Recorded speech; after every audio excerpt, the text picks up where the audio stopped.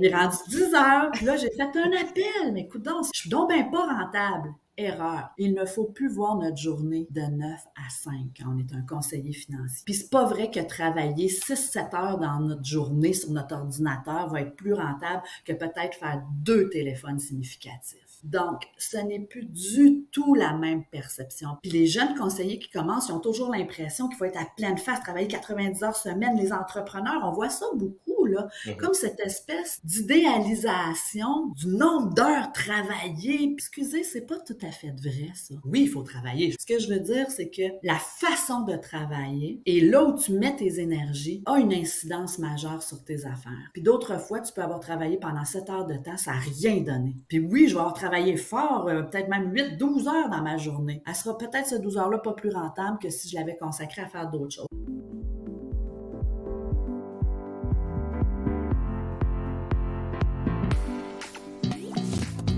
Vous écoutez Les Pros de l'assurance, présentés par Emma Assurance Vie. Bonne écoute! On a eu la chance d'avoir une petite conversation avant de débuter l'enregistrement. C'est une personnalité vraiment pétillante, intéressante. Je suis super contente de, on l'entend déjà, Mathilde Lavoie. Merci d'être avec nous. C'est je vous la présente brièvement, mais tu sais, profil super intéressant, atypique également. C'est une conseillère en sécurité financière. Elle est représentante indépendante affiliée à MICA et depuis peu, quand même. Mm-hmm. Alors, Mathilde, dis-nous d'abord, parce qu'on le dit souvent, il y a plusieurs conseillères qui arrivent là par la bande, par hasard. Et c'est ton cas. Oui. Bien sûr, ben merci beaucoup, Christine. Premièrement, merci de m'accueillir. Je trouve ça vraiment intéressant de pouvoir partager un petit peu mon parcours avec les jeunes conseillers, parce que comme tu le dis, il y a tellement de façons d'en arriver à travailler dans ce domaine-là. Moi, quand j'étais plus jeune, dans les années 90, c'était un métier. Souvent, on arrivait là un peu par la bande, par hasard, puis on découvrait le métier, puis on l'aimait ou non, et on décidait d'y rester ou non. Maintenant, les jeunes font plus le choix conscient d'étudier pour en arriver à devenir conseiller en sécurité financière. Donc, peu importe le chemin qu'on prend, l'important, c'est que quand on arrive dans ce métier-là et qu'on doit parler avec des gens, on doit les aider, ben il faut vraiment y trouver son compte parce que c'est un métier qui est magnifique, mais c'est un métier qui est difficile aussi. Donc, c'est important que, peu importe le chemin qu'on a pris pour y arriver, qu'il soit en pleine conscience ou qu'il soit un peu par la bande, il faut trouver un motif suffisamment fort pour être capable de persévérer dans ce domaine-là.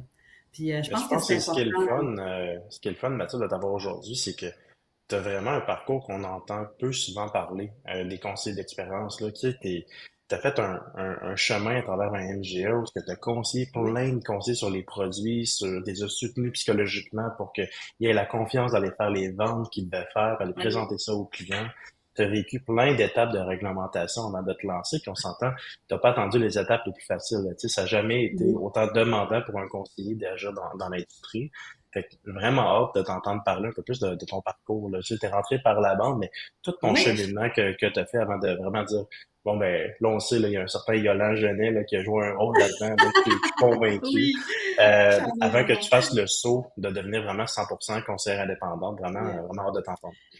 Ben, en fait, oui, tu as tout à fait raison, Félix. J'ai travaillé plus de 20 ans comme directrice aux produits d'assurance chez MICA dans le département des ventes. Donc, mon travail, c'était vraiment de conseiller les conseillers sur la façon d'aborder un dossier. Et puis, moi, j'ai vécu en tout cas, j'ai vécu beaucoup de bouleversements du domaine. Hein. J'étais arrivée au début là, des années 2000 à mon poste. J'ai fait quelques postes avant, mais à proprement dit, avec l'arrivée des maladies graves par Desjardins à la fin des années 90, le 99-2000, ce nouveau produit-là arrivait sur le marché. Les conseillers étaient obligés de s'adapter à ça aussi. Donc, on a vécu vraiment beaucoup d'étapes. L'arrivée de la conformité, ça a tellement déstabilisé des conseillers financiers qui ne faisaient pas d'analyse de besoin. Ils n'en avaient jamais fait de leur vie. Mais par contre, il savait reconnaître le besoin d'un client. Il arrivait au bon montant. C'est juste que le calcul pour y arriver et le démontrer n'était jamais dans les dossiers. Puis là, quand on leur demandait de prouver leur démarche, en analyse de besoin, personne ne nous avait jamais montré comment faire ça à proprement parler. Hein. Beaucoup de conseillers ont dû développer leur propre méthode. Donc ça aussi, ça a été des étapes importantes, l'insécurité, la solitude des conseillers. Donc, c'était pas juste de les aider à trouver le meilleur produit, c'était aussi de les aider à être confortables et à continuer à être stimulés par leur travail. Donc ça, c'était bien important, ce rôle-là. Et puis, c'est sûr que moi, ça m'a pris 20 ans avant de plonger, hein. 20 ans, puis souvent on me demande pourquoi. Hein? Pourquoi Mathilde, là, tu as décidé, j'avais un bon poste, des bonnes conditions, tout allait bien chez Mika, un VP extraordinaire, Yolande Genet, tu l'as nommé tout à l'heure, tu sais.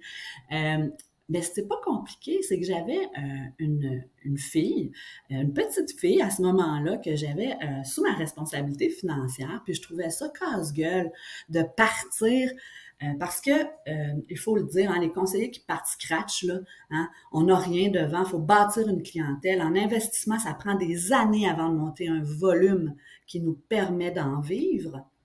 En assurance, ça peut prendre 1 mois, 2 mois, un dossier peut être refusé. Donc, les revenus, là, c'est pas vrai que c'est parce qu'on travaille dans la finance qu'on est indépendant financièrement puis que tout va bien. C'est pas vrai. Les jeunes conseillers qui commencent sont comme tout le monde. Ils ont une hypothèque à payer, de l'épicerie à faire. Puis cette insécurité financière-là, il faut être capable psychologiquement de le supporter. Moi, personnellement, je me sentais pas assez forte à ce moment-là pour le faire. J'avais pas assez confiance en moi. La confiance, quel atout extraordinaire, mais ça ne nous tombe pas dessus du ciel non plus. OK? Puis quand les jeunes commencent, souvent, ils ne sont pas conscients. C'est l'inconscience qui les font se lancer. Ils ne savent pas dans quoi ils s'embarquent. Tu comprends? Ouais. Là, un coup qu'on s'en rend compte, on est dedans, on n'a pas le choix. Tu sais. Moi, je savais dans quoi je m'embarquais. De là, l'hésitation peut-être un peu plus grande. Je connaissais les défis pour en avoir entendu parler. Donc, mais en même temps, j'avais besoin d'être stimulée autrement après 20 ans. Mais qu'est-ce qui t'a poussé, là? Ça a été quoi, Ouais, ça a été un enlignement de planètes. Premièrement, ma fille était rendue à l'université en maths, c'est une matheuse, donc elle était sur la bonne voie. Là, je me suis dit, je pense que financièrement, ou dans son autonomie, là, elle a moins besoin de sa mère. Elle avait grandi, rendue dans la vingtaine. Moi, au niveau de Mika, j'avais l'impression que j'avais tout donné ce que j'avais à donner. Tu sais, je voyais pas comment je pouvais apporter plus à l'entreprise. Puis moi, personnellement, j'avais encore besoin d'être stimulée. Hein? Parce que moi, j'ai grandi avec Mika, j'ai traversé tout ça, mais à un moment donné, vient un temps où, oui, t'es bonne, oui, t'es appréciée de ton milieu, mais personnellement, il me manquait un challenge. Puis le challenge qui m'attendait, il était tellement gros que c'est sûr que ça me faisait peur. Là, mais là, je me suis dit, c'est maintenant ou jamais. Moi, il me reste 15, 20 ans à travailler peut-être, là, puis peut-être plus si j'aime ça, mais tu sais, grosso modo, qu'est-ce que je veux faire de cette autre demi-portion de ma vie? Je me voyais pas assis encore sur la chaise de Mika 10 ou 15 ans. J'avais tout fait ce que j'avais à faire. Et puis là, le COVID est arrivé.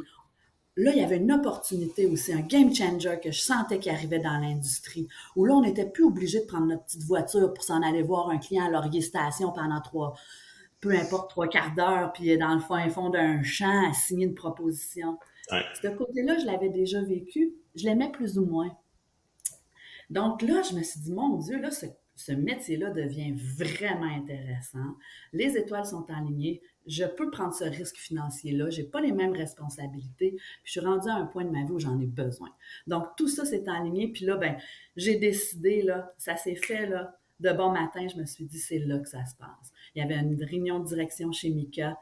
Je voulais l'annoncer de belle façon, de façon positive. Je savais que ça allait être un gros morceau aussi chez Mika, là, à remanier les cartes là, pour que le département aille bien. Donc, ça aussi, ça a été un défi de quitter cette famille-là, mais je ne l'ai pas vraiment quitté. Je reste avec eux. Puis ça aussi, ça faisait en sorte que dans ma décision, c'était plus facile. Je restais dans le réseau de Mika que je connaissais bien. Donc, c'est ça. De bon matin, j'ai annoncé à Mika que je faisais le grand saut. Ils étaient contents. C'était un peu le chemin logique, là. Ouais. C'est juste que, c'est ça a pris du temps parce qu'il fallait que je sois capable de supporter ça, ce risque-là. Puis, Si on s'entend, Mika, justement, c'est aussi comme une famille, tu sais, la façon que c'est Bien, dirigé. bien Fait que sûr. eux, là, de voir quelqu'un prendre ses ailes puis s'envoler, j'étais pas le petit oiseau qui était dans la pièce, mais Gino, Martin, Yolan, Louis, Ah ouais, il était content Marc, puis Luc, triste en même c'est temps. Oui, ça, c'est exact. ça. C'est comme C'est si un ton enfant mélange. quitte la maison, t'es fier, mais ça fait quelque chose C'est ça. pareil, là. Oui, oui. Puis j'avais bien protégé Marie-Pierre et là chez Mika, mes arrières avant Mhm. de quitter. Donc, je savais que, tu sais, je lâchais pas le navire sans capitaine ou sans direction, mais quand même, ça a été, autant pour Mika que pour moi, une étape importante, là. Ouais. puis on s'entend que tu l'appréhendais, tu le Oui. disais, ça me faisait peur, je connaissais un peu dans quoi je m'embarquais. Fait que la réalité, comment ça s'est passé? La première année, est-ce que c'était comme tu te l'étais imaginé? Euh, moi, je suis, c'est-à-dire, oui puis non.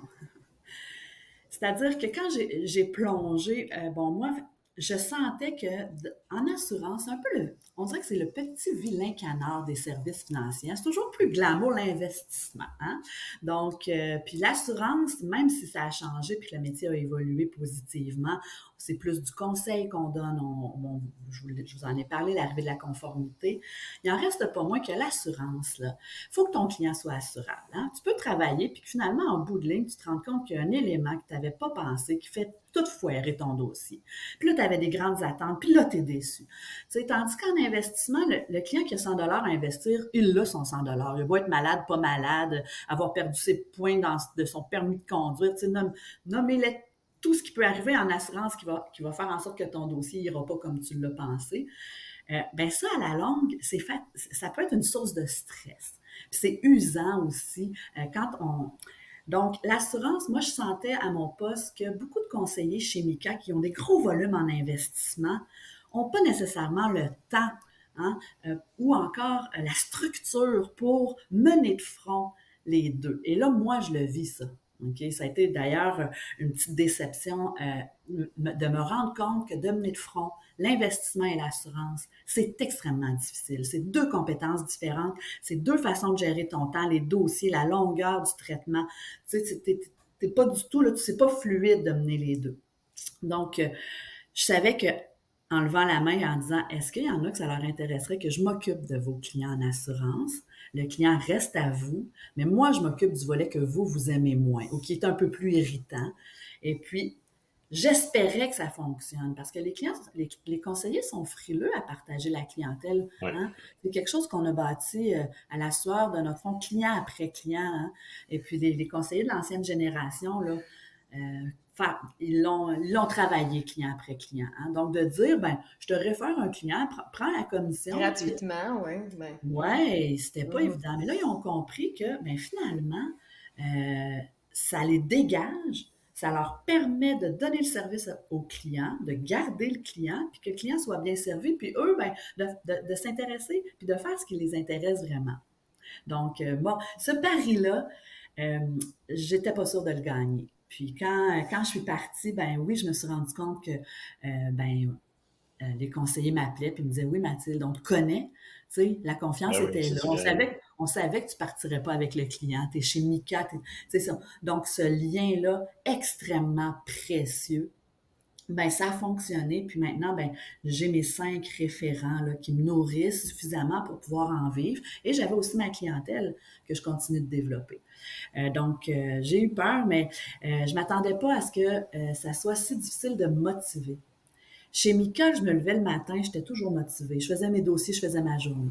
Là, cette liberté-là, hmm. qu'il faut gérer par soi-même, je me suis rendu compte que j'étais pas mal plus paresseuse que je pensais, en Ouais, c'est un guillemets. couteau à double tranchant, on s'en rend Bien compte là, sûr. une fois qu'on est dedans.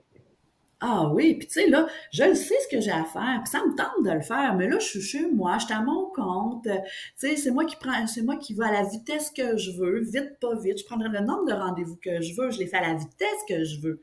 Donc, d'avoir cette liberté-là, ça peut être très dangereux. Et Puis ça, je pense, quelle est ta façon de combattre ça? et Cette là, espèce, je veux pas dire de la procrastination, mais tu sais, c'est facile de dire, ah, je vais prendre un autre petit café, puis là, je vais ouais, aller. il est Ben, rendu 10 heures, puis là, j'ai fait un appel, mais écoute donc, je suis donc bien pas rentable. Erreur.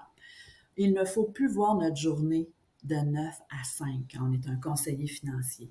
Puis c'est pas vrai que travailler 6-7 heures dans notre journée sur notre ordinateur va être plus rentable que peut-être faire 2 téléphones significatifs.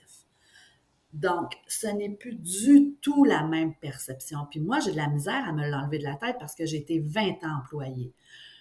Puis les jeunes conseillers qui commencent, ils ont toujours l'impression qu'il faut être à pleine face, travailler 90 heures semaine. Les entrepreneurs, on voit ça beaucoup, là, comme cette espèce d'idéalisation du nombre d'heures travaillées. Puis, tu sais, là, excusez, c'est pas tout à fait vrai, ça.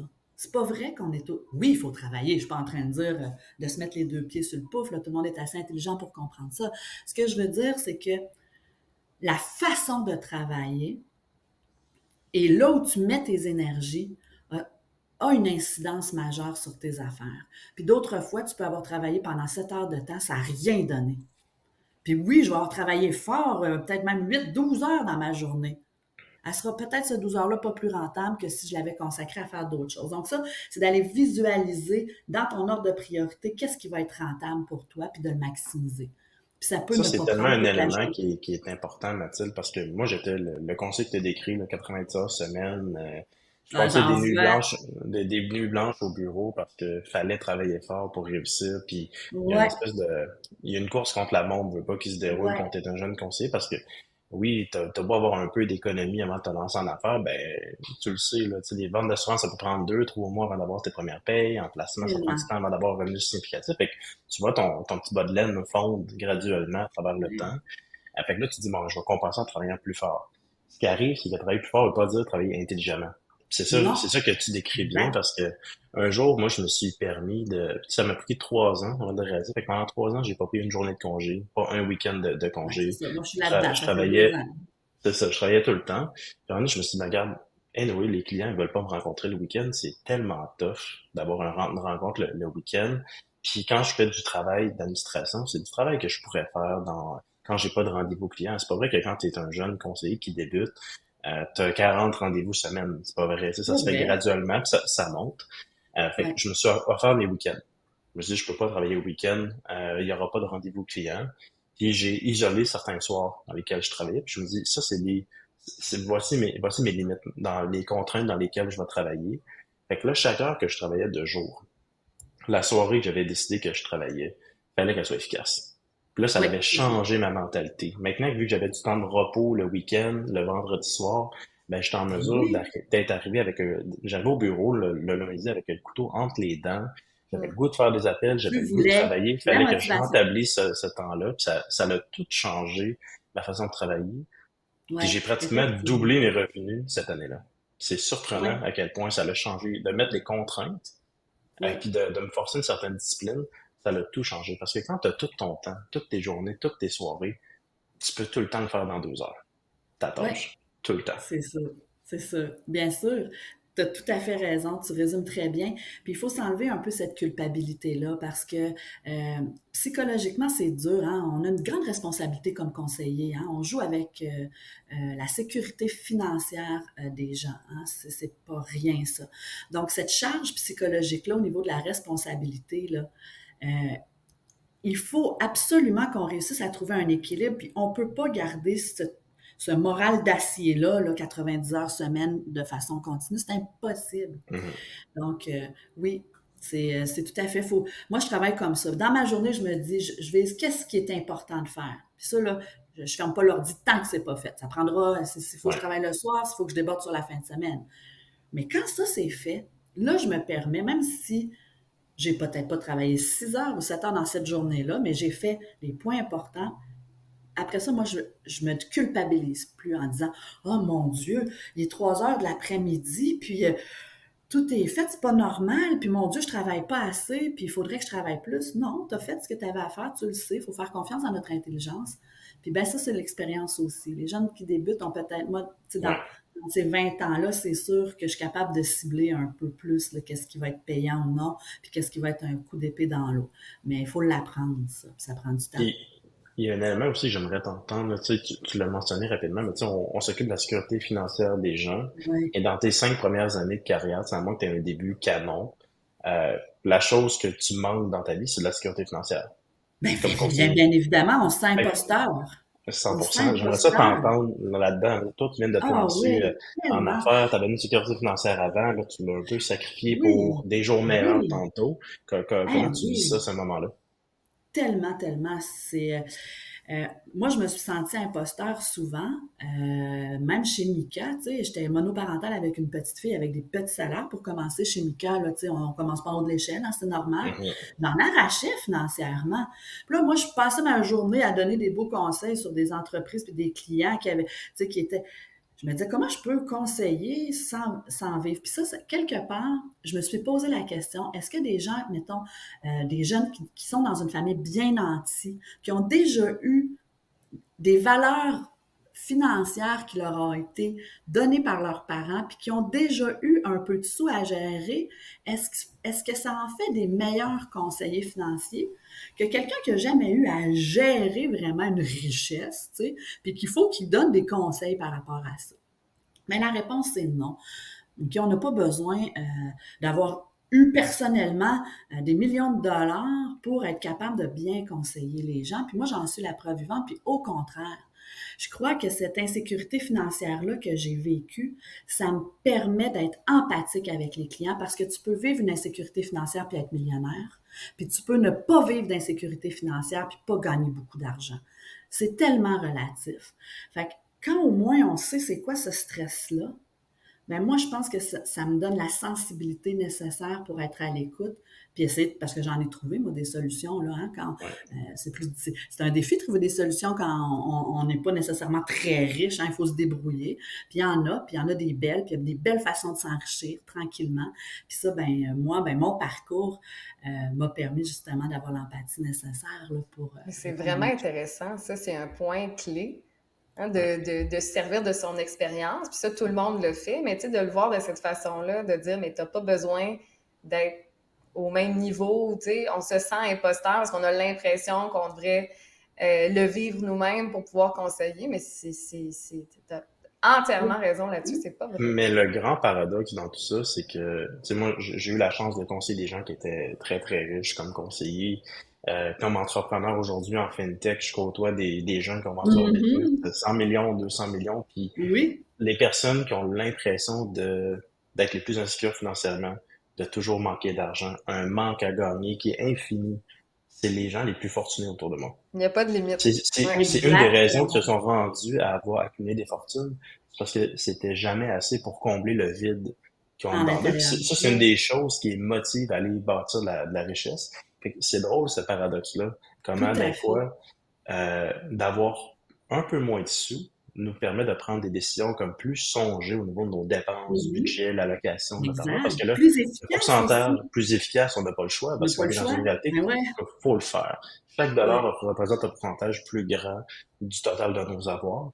Mais les gens qui ont beaucoup d'argent, même si ce pourcentage du prochain dollar dépensé est faible par rapport à l'entièreté de leur fortune, ils ont tellement un problème d'insécurité financière souvent que ça sera jamais assez. Fait qu'ils sont juste focusés sur accumuler de la richesse, bâtir de la valeur. Mais quand vient le temps Exact. de dépenser, puis de faire des décisions, puis d'optimiser le tout, là, tes voix sont insécures, ils aiment pas ça. Parce que c'est plus Mhm. facile, c'est réconfortant d'être dans la chose qui t'a apporté du succès, puis la gratification toute ta vie, qui faire de l'argent, travailler fort, Bien gagner des sûr. revenus. Fait que Oui, c'est un grand paradoxe exactement. en Tout à tant qu'humain fait. qu'on vit. Ouais. Puis l'argent, c'est encore un tabou au Ben Québec, oui. hein? On n'a pas le rapport à l'argent au Québec qui est différent qu'aux États-Unis ou que même en Europe. Il y a un tabou au Québec encore par rapport à l'argent. Et moi, je le sens quand je fais ma cueillette de données, hein, parce que là, en plus, ce qui est le fun dans notre métier, c'est qu'on connecte rapidement avec un client. Moi, je dis tout le temps ça, là, la confiance, il faut qu'elle s'établisse, là, parce que moi, je vous pose des questions, là, combien vous avez dans votre compte de banque, votre carte de crédit, votre marge de crédit, quand est-ce la dernière fois que vous avez vu le médecin? Prenez-vous des antidépresseurs? Fumez-vous? Prenez-vous de la drogue? Avez-vous fait faillite? Il là là, tu sais, on arrive en Zoom avec un client, puis il faut être capable de créer cette proximité-là, cette confiance-là. Puis moi, je m'en rends compte quand je fais ma cueillette de données, hein, il y a certaines réponses, hein, les clients sont gênés encore. Puis que Mhm. ça soit parce qu'ils sont endettés ou que ça soit parce qu'ils sont très riches. Donc, dans les deux situations, il y a une forme de gêne à mettre sur la table, là, toutes notre situation financière. Puis, ben, comme conseiller, c'est important de cerner le client comme il faut par rapport à ça, puis de donner la confiance qu'il faut pour qu'il nous donne les chiffres et les vrais chiffres pour qu'on puisse bien le conseiller, là. Donc, oui, le rapport à l'argent, c'est un grand paradoxe humain. Puis on a la chance comme conseiller là, de pouvoir venir rassurer les gens par rapport à ça. Moi, c'est ma plus grande récompense, sincèrement. Mhm. Puis ça a été Ouais. quoi, tu dirais, la décision clé de ta carrière jusqu'à maintenant? Celle de me jeter en bas du bel avion qui était Mika, confortable, douillet, en première classe, puis de me pitcher de cet avion-là sans 101 $ de revenus en face de moi après ma dernière paye de Mika, pas savoir si mon parachute allait ouvrir et puis pas savoir si mes références allaient arriver. Mais la décision clé, ça a été le jour où j'ai pris le téléphone, j'ai appelé Yolande Genet, puis j'ai dit, je veux rencontrer les actionnaires à votre réunion d'associés du lundi matin. J'ai raccroché, je tremblais comme ça, je savais que cette décision-là, cette action-là, dans ma carrière, ça allait tout changer. Puis si je l'avais pas fait, je l'aurais regretté. Je le sais que je l'aurais regretté de ne pas avoir osé. Et puis ça m'a fait grandir en 2 ans, vous n'avez pas aidé. Je suis plus la même Mathilde que quand j'étais chez Mika. Ne serait-ce qu'au niveau de la confiance, au niveau de... Je me sens encore imposteur, mais de moins en moins, hein, parce que là, je suis capable de reconnaître comment j'aide concrètement le client. Je l'ai, là. J'ai pas le courtier que je conseille qui conseille son client, là. J'ai sauté cette... Direct. Je suis direct.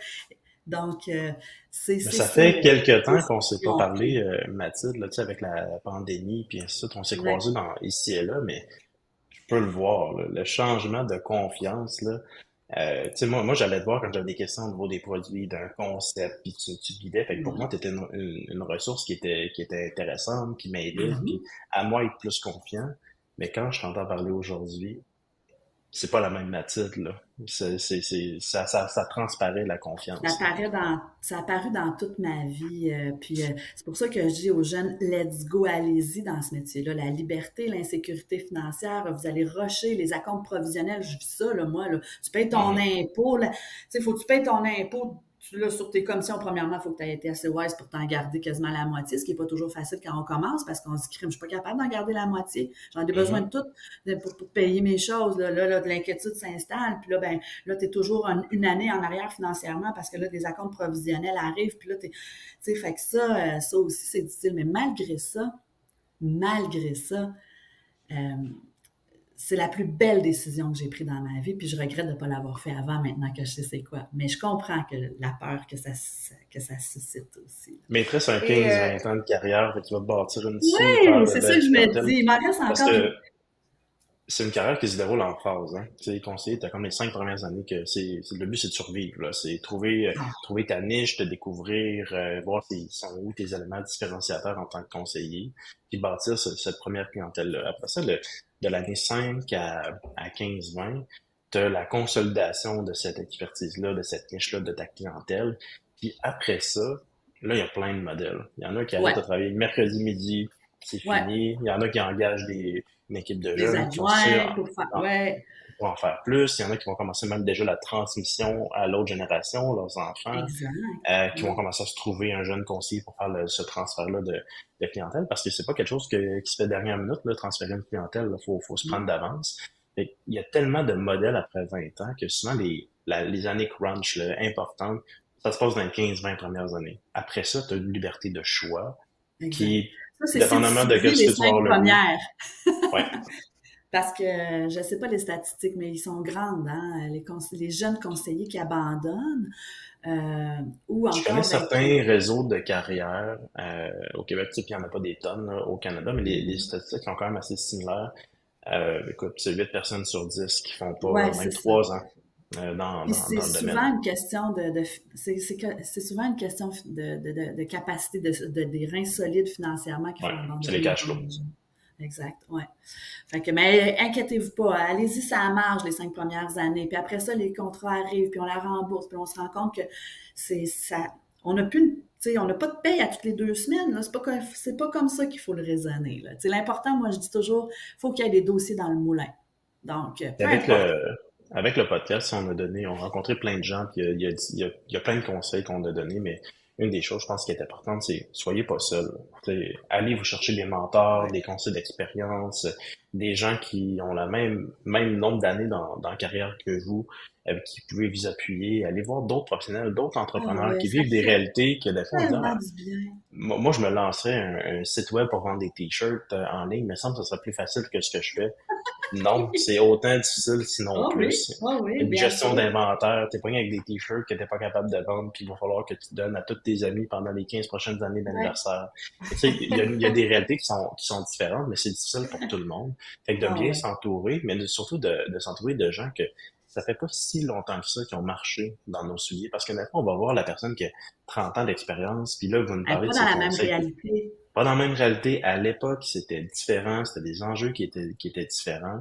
Puis, à un moment donné, même si elle essaie de son mieux de se mettre dans tes souliers, ça fait trop longtemps qu'elle a été dans, Ouais. dans Oui, puis cette sa étape-là réalité à cette d'insécurité. époque-là n'était pas la même. Le marché évolue Exact. tellement vite. Moi, ce que tu dis, s'entourer, tu sais, moi, je remercie Julie Gagnon, c'est à l'écoute, là, qui était une représentante chez Industrielle Alliance et puis qui, après ça, elle est devenue conseillère hypothécaire. Elle était engagée chez Indus parce que, justement, la stabilité financière, tu sais, si veut pas, à quelque part, ça soulage. Puis elle est Ouais. retournée comme courtier hypothécaire, Julie. Puis à un moment donné, tu sais, moi, quand je venais de sauter de l'avion, là, puis j'étais en petite boule un peu, là, c'est stressant pour tout le monde, peu importe euh, quelle personnalité on a, c'est pas vrai qu'on plonge sans avoir peur, là. Impossible. Moi, mais elle m'a beaucoup aidée, puis un peu par la bande, tu sais, à un moment donné, je prends le téléphone, puis l'espèce de bipolarité qu'on vit, là, de l'euphorie d'un dossier, le fun stimulant, tu raccroches, t'es sur un petit nuage, puis là, le lendemain, t'es en petite boule, oh mon Dieu, mais ça me semble que ça va pas bien, celui-là, je l'ai raté, là, tu sais. Fait que c'est toujours, on est vraiment comme ça, puis là, au début, tu te dis, mon Dieu, je vais être capable ça va-tu se stabiliser? Mais la réponse, c'est non, c'est que ça va toujours être comme ça, mais on apprend à trouver ça bien, puis à le gérer. Puis moi, Julie Gagnon, ça a été une des filles parce qu'elle a à peu près mon âge. Elle a un parcours aussi qui me ressemblait. Puis elle vivait au moment où je lui ai parlé la même situation que moi. Fait que là, on a eu une connexion, puis on s'est euh, encouragée. Puis elle est arrivée vraiment au bon moment. Puis comme tu dis, j'aurais pas eu le même genre de conseil de la part de Yolande Genet, par exemple, qui était Ouais. mon VP aux ventes, qui lui a une carrière qui a été florissante, mais qui est en fin de carrière. Donc, les conseils de Yolande, ils viennent pas me rejoindre, ils sont bons, mais ils viennent pas me rejoindre autant que quand Julie m'a parlé, mettons, il y a eu quelques téléphones, en raccrochant, je me suis dit, mon Dieu, que ça a fait du bien. Donc, de choisir Oui, Ouais. ceux et celles qui sont soit nos similaires ou des gens qui nous élèvent, là, qui nous amènent ailleurs, mais oui, en dans qui on lesquels se on se reconnaît. reconnaît aussi, Exactement. parce qu'il y a beaucoup de modèles, on se reconnaît pas dans tous les modèles. Tu me parles de Parmi Yolande. les événements, Yolande, peut-être juste un point avant de Oui, passer au prochain. Tu sais, tu me parlais de Yolande tantôt. Tu sais, Yolande a une personnalité qui est complètement différente. Il y a une étape de carrière. Puis ça, il va te dire, tu sais, il n'y a jamais personne qui me dit non 8 fois d'affilée. Fait que tu sais, fais tes c'est suivis. exactement. Puis là, il va finir par te dire oui. ah, Puis c'est il a lui, ça. raison. C'est Ouais, lui, ça. c'est Yolande. Ah Mais ouais. il a raison quand même. C'est juste que c'est pas tout Ah le monde ouais. que c'est son style. Fait que des fois, faut, tu sais, juste même en tant que femme dans l'industrie, une réalité est complètement différente. Là, surtout quand on est une jeune femme qui va avoir des Ah enfants. ouais. La réalité est complètement différente. Il n'y a aucun homme qui va être capable de comprendre cette réalité-là. Fait que de t'entourer de mentors qui ont passé à travers ce que tu passes, mais qui sont pas si éloignés que ça, c'est important. Puis je dirais, Ouais. tu sais, 3, 4 mentors, là, pas un, deux, là, tu sais, faut aller en chercher quelques-uns. Puis j'avais rencontré un jeune conseiller à l'époque, lui, il aimait ça s'entourer de mentors. Puis lui, dans le fond, chaque semaine, il y avait minimum un déjeuner avec un de ses mentors. Fait qu'à toutes les Ouais. semaines, il y avait ce déjeuner-là qui était prévu, c'était en milieu de sa semaine, fait que ça lui permettait, en fonction des conseils, Il d'ajuster le planifiait. reste de ça. Il planifiait, puis c'était tout le temps prévu, puis c'était méthodique, une discipline de Ah vie, ouais. de rencontrer ses mentors. Puis il y a aucun déjeuner qui m'a pas apporté de la valeur, qui a pas changé le reste de ma semaine. C'est Fait que sûr. ça c'est ultra important, puis Ouais. d'échanger, de communiquer, parce que quand on va aller voir son réseau d'amis, souvent en plus c'est nos clients. Fait que tu sais, de se confier à nos clients qu'on trouve des moments difficiles dans la carrière, c'est tabou, moyen. là. Tu sais, l'argent, c'est Ouais, tabou, mais mais ça non, l'est faut pas encore avoir plus. l'air, tu sais, on est la bouée de sauvetage, là. Faut pas avoir l'air qu'elle prenne l'eau, là. C'est bien certain par rapport aux clients, ça, c'est sûr. Exact. Fait qu'il C'est faut difficile. s'entourer. On a nos moments de doute comme conseiller aussi. Puis faut pas nécessairement que le client le ressente. Mais au niveau des mentors, je pense qu'il y a une espèce de sélection naturelle qui se fait, là, par rapport aux affinités. Donc, on finit par retourner vers les gens qui nous font du bien, puis qui nous stimulent, puis qui nous font grandir, Puis c'est très pas grave rapidement. s'ils sont pas dans le même réseau. Tu sais, là, on parle de Mika, là, mais regarde, toi, t'as parlé Ah, ça Multiple peut être, ah Alliance, oui, t'as été dans un réseau carrière, tu veux un réseau de mentors dans le courtage. Il y a une espèce de respect dans notre métier, dans notre domaine, que peu importe d'où tu viens, on vit toutes les mêmes réalités. Il y a tout le temps une mhm. oreille qui va être à l'écoute. Ça, c'est incroyable. Vraiment, c'est un Ouais, beau moment pour ça. ouais. Puis tu sais, cette espèce de compétitivité-là qu'on pense que les conseillers ont entre eux, l'espèce de réputation qu'on est des requins entre nous, là, c'est sûr qu'il faut gagner notre vie, puis qu'on est là pour faire des ventes, puis avoir des clients, puis monter une clientèle. Mais j'ai jamais ressenti ça. Au contraire, j'ai senti de la solidarité, de l'entraide, du partage de connaissances.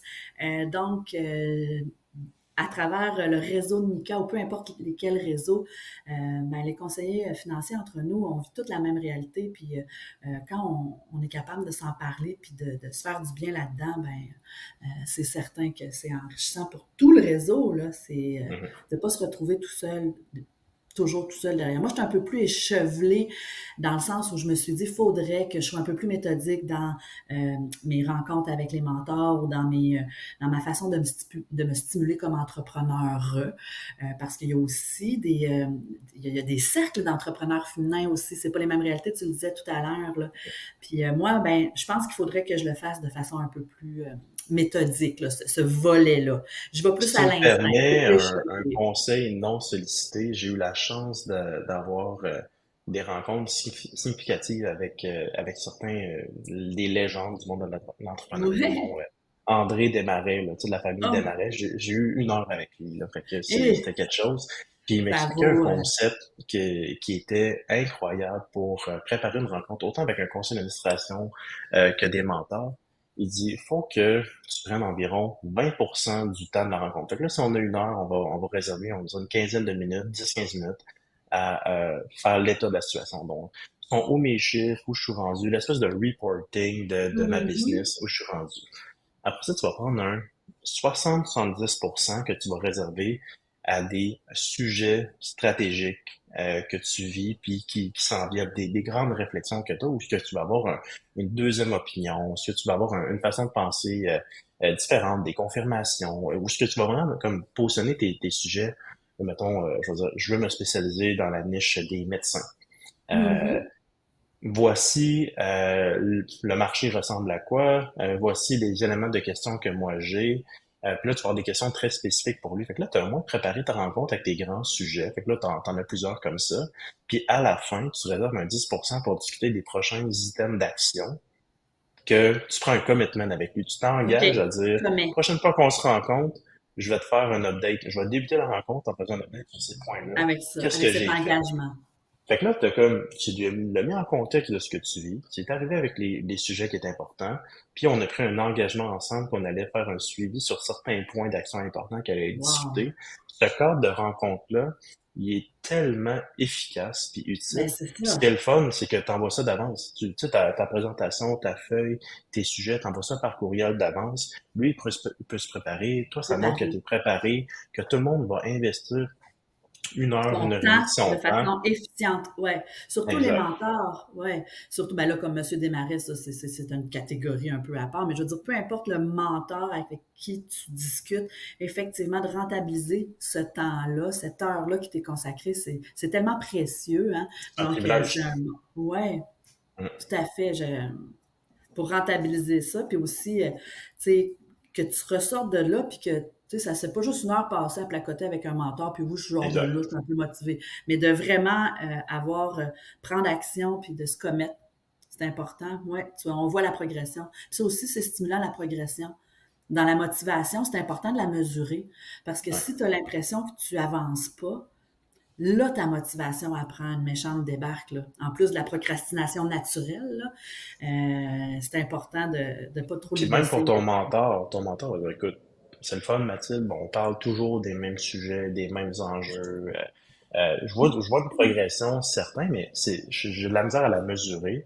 Fait que, est-ce que je suis la Mhm. bonne personne pour t'aider? Ils vont se remettre en question eux-mêmes. Peut-être que Eux-mêmes, je suis ben pas la bonne oui. personne pour t'aider, mais quand tu arrives avec une structure comme celle que j'ai décrite, c'est mesurable, c'est quantifiable, on prend des engagements, c'est motivant. Moi, ce que je me suis rendu compte à travers le temps, c'est que les action items, c'est même pas moi des fois qui est complète. C'était tellement clair puis précis comme méthode que eux ils ont fait des téléphones, ils m'ont aidé, ils m'envoient un courriel. Hey, je t'ai trouvé cette plug-là à l'Université Laval pour faire une conférence avec les médecins. Il attend ton appel. C'est Ah, hallucinant la valeur que ça peut créer. Fait que moi, j'encourage tout le monde avec mes mentors d'arriver ah préparé, oui. respecter une structure. Ça a été donné par un des plus grands entrepreneurs du Québec, un bâtisseur. Puis je vous la donne aujourd'hui. Moi, ça a changé ma vie au niveau entrepreneurial. Ouais, ça vaut de l'or ces conseils-là, c'est sûr. Ouais. Ben, merci beaucoup, Félix. J'en prends bonne note.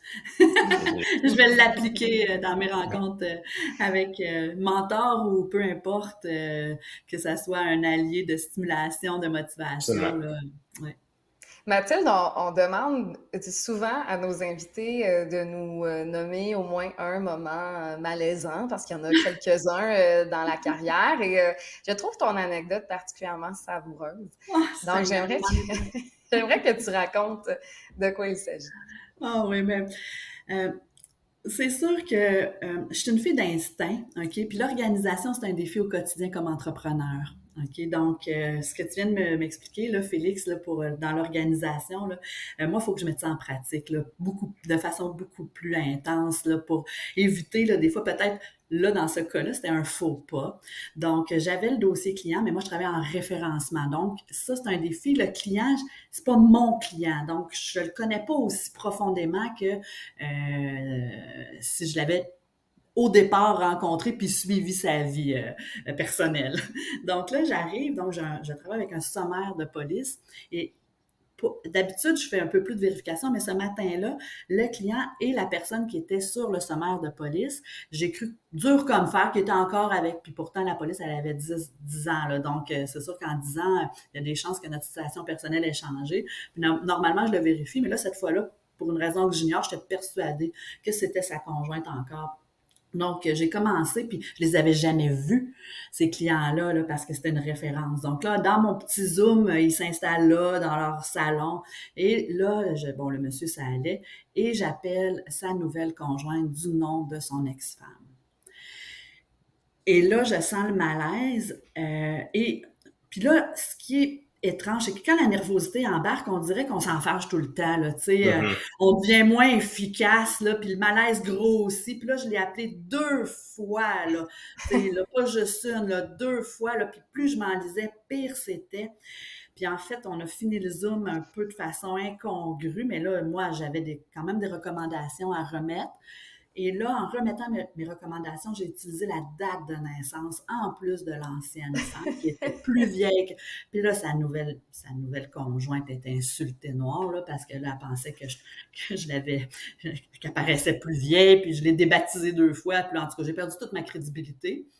Et je n'ai pas réussi ma vente et j'ai été très mal à l'aise tout le long d'un Zoom qui a duré une demi-heure, mais qui, pour moi, m'a paru 3 heures. Là. Et les clients n'étaient pas vraiment sympathiques. En plus, ça aussi, ça arrive. Hein? Puis, tu sais, moi, je suis un petit... j'essaie toujours, mais là, ça marchait pas. Là. Ça Plus je l'augmente le malaise. pire c'était, là. Je m'enlisais. Mais ça fait partie. Mais là, vous pouvez être sûr que maintenant, là, à C'est chaque ça, depuis fois, ce temps, ah! Il n'y en a plus, là, cette erreur-là, elle se fera plus jamais, là. Puis ça, ben, des fois, on apprend à la dure. Puis c'est ça qui est difficile comme conseiller. On est tout seul, on apprend à la dure. Il faut se casser la gueule bien comme il faut. Notre ego en prend un coup. Puis là, ben, tu refais plus l'erreur. Mais tu l'as appris à la dure, là, tu sais. La Mais, vérité, c'est que des heures, ils vont en avoir tout le temps. T'sais, on est humain, puis ouais. on va toujours s'enfarger, puis des fois, il Ah, faut ben juste oui. accepter le fait que ça fait partie du métier, ben, de n'importe quel métier, puis d'un cheminement humain de faire des erreurs dans la vie. Puis, Ouais. des fois, là, il faut juste le vivre. Tu le vis, Ah, ça fait ouais. une bonne anecdote. Puis c'est quoi le positif là-dedans? Comment je peux en grandir de ça? Puis je trouve que souvent, on tire des leçons de nos erreurs pour apprendre puis être meilleur par Ouais. la suite. Mais on prend pas des fois le temps de faire un effort conscient, de tirer des Des leçons de nos leçons. bons coups. de nos bons Ouais, coups également. oui, Quand j'ai oui. fait un bon coup, une bonne danse, prendre le temps, tu sais, au Oui, lieu de célébrer tout de oui, suite, prendre un temps de dire, qu'est-ce que j'ai fait de bien? Est-ce que j'aurais pu le faire encore mieux? Comment je pourrais répéter cette action-là ouais. constamment? Dans toutes les grandes victoires, les grandes défaites d'une journée, il y a des leçons à tirer, puis il faut prendre le temps dans les deux de le faire, Ouais, mais puis les deux l'humain sont étant ce nécessaires. qu'il est, souvent on va focuser sur le négatif. Tu sais, Ouais. à un moment donné, j'ai eu un client, là, il voulait assurer sa petite fille, elle s'appelait Fiona. Puis moi, je vais dire, oh, vous êtes des amateurs de Shrek, parce que moi, dans ma tête, Fiona, c'est la fille de Mhm. Shrek, le l'ogre. Mais là, C'est en disant vrai. ça, je me dis, je suis en train de traiter sa fille d'ogresse, là. Mais là, c'était pas ça, moi, c'était Mhm. juste pour des... Et là, ça m'est resté dans la tête. Je me dit, qu'est-ce que tu viens de dire là? Qu'est-ce que tu viens de dire là? Puis il me dit, non, non, on n'est pas des amateurs de Shrek. Ma femme est suédoise. Je ne sais pas trop d'où vient le nom, le prénom. Et là, j'étais mal à l'aise, un autre malaise. Mais ça, c'était drôle. Les clients étaient sympathiques, puis Ouais. on en a ri.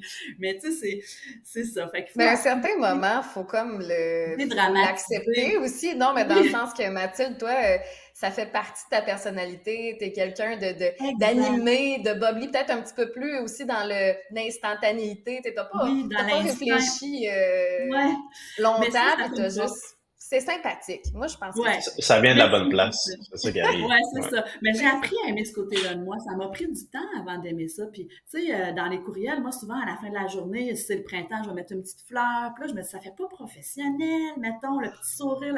Puis là, je me suis dit, Mathilde, tu sais, je barbouille pas mes textos, mes courriels professionnels de smiley ou de quoi que ce soit. Mais des fois, je trouve que ça va bien, ça adoucit, puis aussi, tout dépendamment avec le client, le contact. Fait que ça, moi, j'ai appris que plus on est nous-mêmes, moins on a l'air faux, plus la confiance s'installe, même si on fait des erreurs. Tu sais.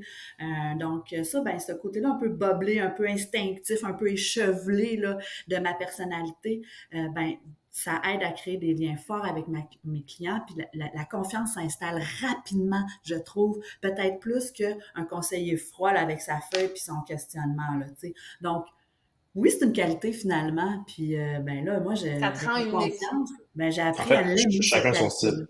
Ouais, Mm. puis à m'en servir, puis à faire en sorte que ça fasse partie, euh, le client, il achète, oui, un produit d'investissement ou d'assurance avec moi, mais il m'achète moi aussi. Ça, faut pas l'oublier, hein. Pour la conservation de la clientèle, c'est très important.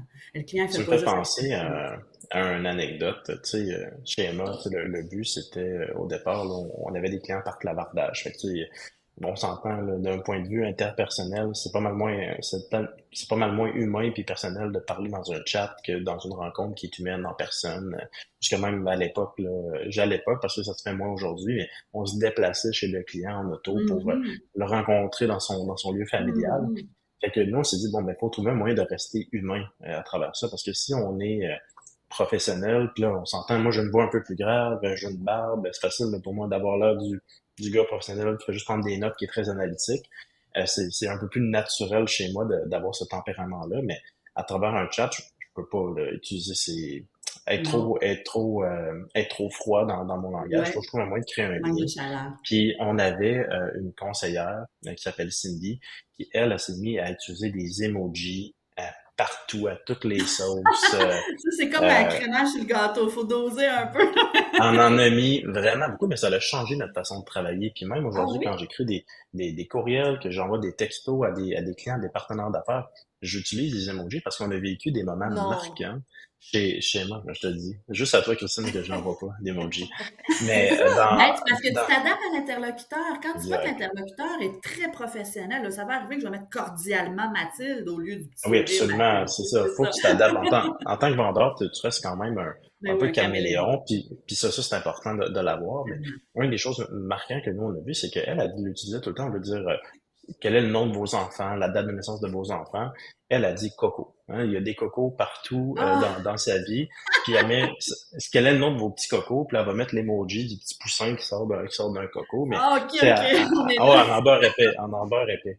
Mais ça a créé des moments magiques. On s'est mis à recevoir peut-être un client sur 50, là, tu sais, pas tant que ça, mais hey, ils s'appellent Jérôme et Suzy, voici leurs photos.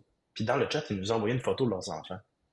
Ah, Écoute, ça, c'est des un moment cocos en humain qui est quand question. même qui est particulier. Après 10 minutes de clavardage, ils ont jamais rencontré de leur vie. Eux sont venus sur un site internet puis ont tombé avec un gars qui s'appelle Félix qui a copié la méthode de Cindy pour être capable de créer un lien rapidement. Je me suis mis à recevoir des photos de famille. Ben, Hey, hein? ça a même changé ma perspective au niveau de comment je peux communiquer avec les clients. Dans le fond, il y a quelques questions baromètres qu'on peut poser pour voir c'est quoi le style de langage que le client va utiliser. Le client, il se met à utiliser un peu des sacres quand il parle.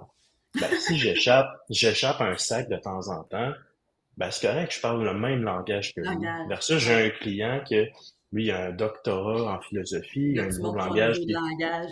tu montes ton niveau de langage, tu vas t'adapter. Quand tu vas envoyer ton courriel, tu vas le relire 50 fois pour être sûr qu'il n'y a pas de faute. Ouais, Ben, faut que tu t'adaptes tout le temps. Puis ça, c'est game changer dans une relation client. Puis des fois, ça complètement. prend du temps avant de s'en rendre compte parce que on s'impose nous-mêmes certaines barrières de communication qu'on n'est Mhm. pas obligé d'avoir.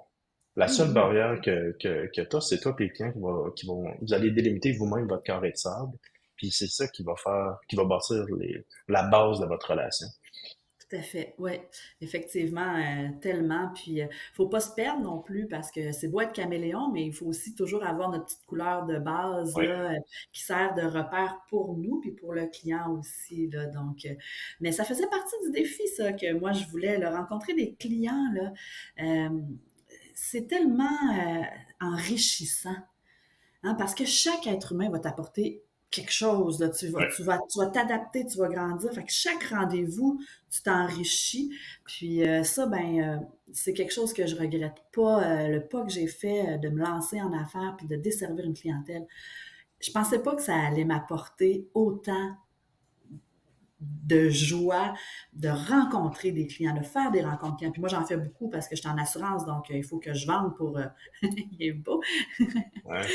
Mais c'est ça. Fait que c'est, oui, tout à fait. C'est une grande richesse. Peu importe quel client on a devant nous, ça nous fait nous développer davantage comme conseiller. Moi, je Puis trouve que Mathilde, ça a été une des plus belles leçons sur laquelle je pense, Christine, si t'en allais un peu conclure le podcast, je pense que on pourra jamais topper ça dans le podcast aujourd'hui. Chaque client nous fait non, non, grandir comme être humain. Il y a rien il y a rien qui va battre ça.